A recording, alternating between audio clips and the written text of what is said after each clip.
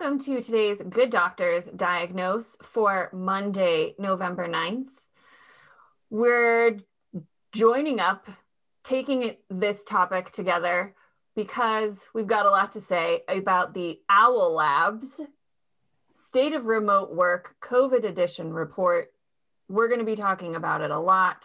We'll link to the show notes so you can read it. There's a hell of a lot of good data in it.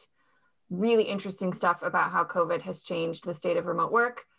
We want to talk about one specific statistic that we had a few questions about, where they found through their survey data that 44% of people surveyed did not find it necessary to get dressed up for a video meeting.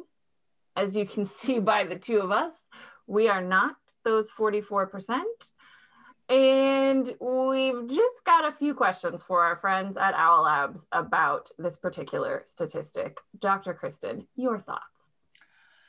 One of the most important things to keep in mind when looking at any report that is entirely based on statistical data is that numbers are imperfect in terms of telling a story. Mm-hmm.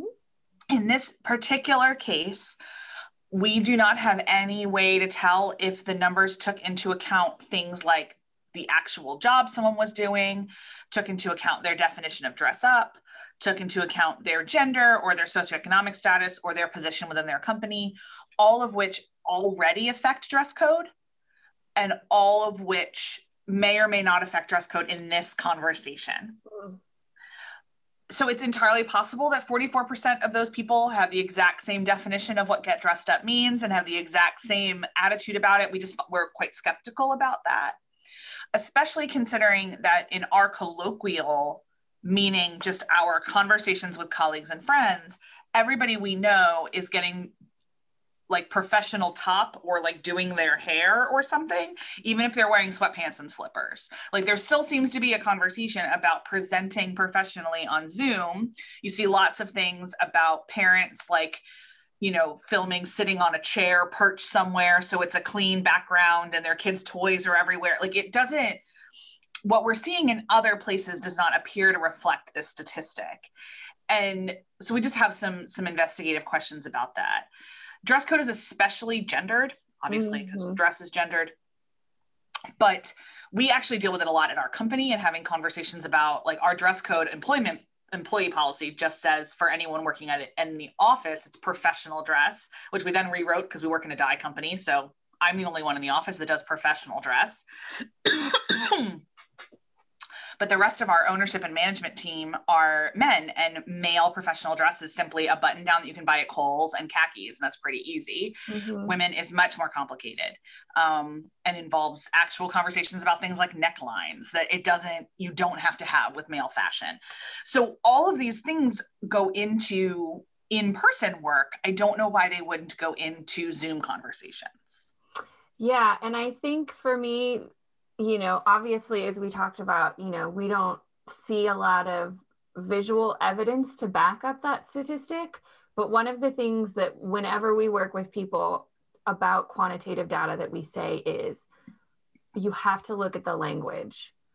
And, dressed up means different things, certainly for gender, job, race, all of that too, but even around the country. Mm-hmm. So different locales and different cultural areas of this country might have different understandings of what dressed up means. So it's always important to interrogate the language. What did that question look like? How was it phrased? What options were they given? What type of scale of answers? All of these ways to interrogate the data so that we're not just taking something at face value and saying, 44% of people believe that. We can extrapolate that 44% to everybody else.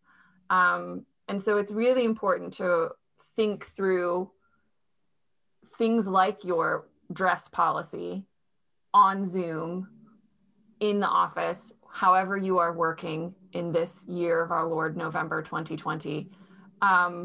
And to think about the types of expectations that you have as a leader or a manager on that language and whether you're communicating that to your staff. Absolutely.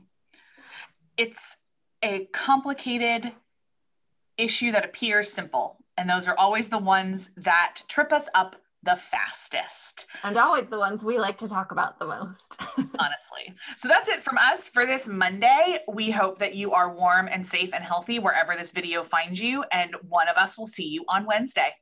Bye.